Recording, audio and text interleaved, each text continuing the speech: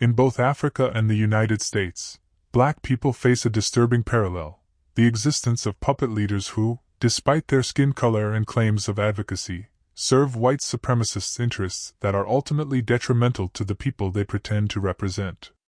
In Africa, these leaders are often manipulated by Western and sometimes Eastern powers, trading their nation's resources and sovereignty for personal gain.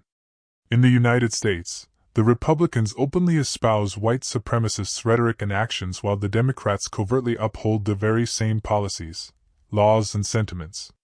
Black Democratic politicians, political pundits, and mainstream media personalities often play a pivotal role within the Democratic Party. They uphold white supremacy by selling black people hope to win office, using black voters as beasts of burden, while denying the needs of the black community.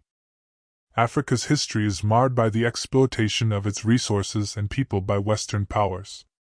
Even after the colonial era, the West continues to exert influence over African nations through economic control, political manipulation, and military intervention. African leaders who align themselves with these Western interests often do so at the expense of their own people. They are puppets, their strings pulled by foreign powers that prioritize access to resources and geopolitical dominance over the well-being of African citizens. These leaders, while perhaps initially presenting themselves as champions of their people, eventually reveal their true allegiance. They implement policies that benefit Western corporations and governments, often at the cost of their own nation's development. The wealth generated from Africa's vast resources rarely trickles down to the masses. Instead, it lines the pockets of a small elite who are more invested in preserving their power and pleasing their Western patrons than in addressing the needs of their people. In the United States, a similar dynamic plays out among black politicians and media personalities who often manipulate the black populace. Black Republicans openly support white supremacy for gain. These types of leaders have no integrity. They choose fame, fortune, and personal political gain at the detriment of their people. They even go as far as to blame their own people for slavery, being poor, and for the state of our communities. The black Democrat politicians, media personalities, and political pundits are just as sinister but do their bidding in a more covert manner.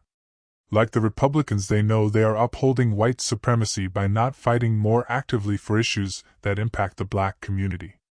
Black Democrats who are happy to recruit black votes do not advocate openly for reparations and other black agenda items because they realize it is not politically expedient.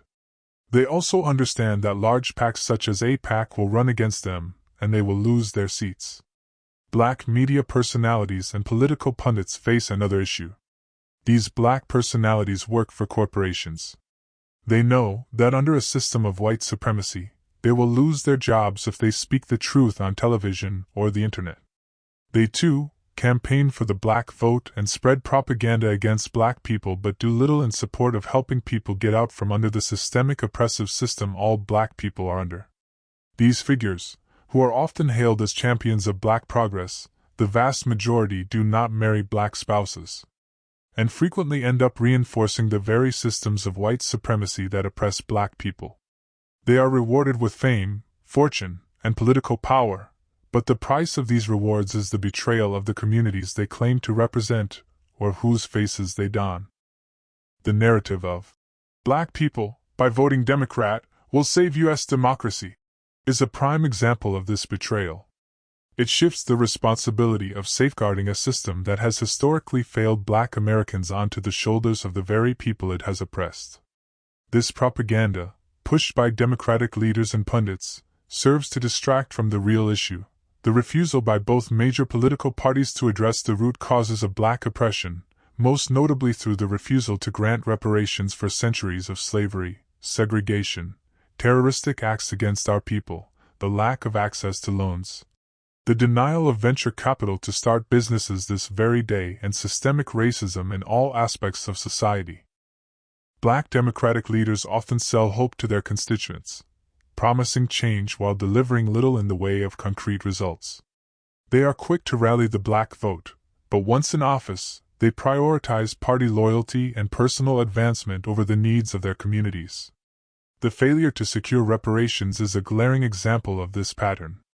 So far, Kamala Harris refuses to bring up the matter, let alone support reparations for the people she is largely pandering to put her into office. Any policy that will benefit Black people will benefit all of society. Let's be clear about that. Let's really be clear about that. So I'm not going to sit here and say I'm going to do something that's only going to benefit Black people. No, because whatever benefits that Black family will benefit that community and society as a whole and the country. Despite the overwhelming evidence and moral imperative for reparations, both Democrats and Republicans have consistently dismissed the issue, ensuring that the cycle of Black poverty and disenfranchisement continues. Whether in Africa or the United States, the struggle against puppet leadership is a fight for true self-determination.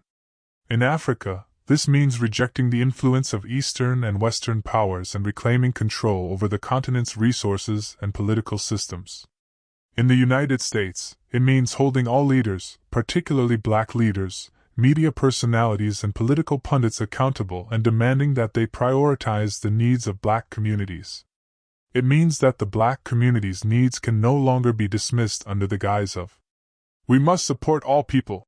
The U.S. has no problem supporting other nations and their people such as Israel or Ukraine. Barack Obama, while president, used this mantra against Black people but all the while championed actively in support of the LGBTQ+ community. The United States had no problem with paying Japanese Americans reparations. But once again, only Black people must save U.S. democracy. And get nothing else in return, even though Black people are the actual victims of the Holocaust perpetrated by the U.S. If you enjoyed this video, please like, share and subscribe for more videos about Black geopolitics, politics, history, news and more.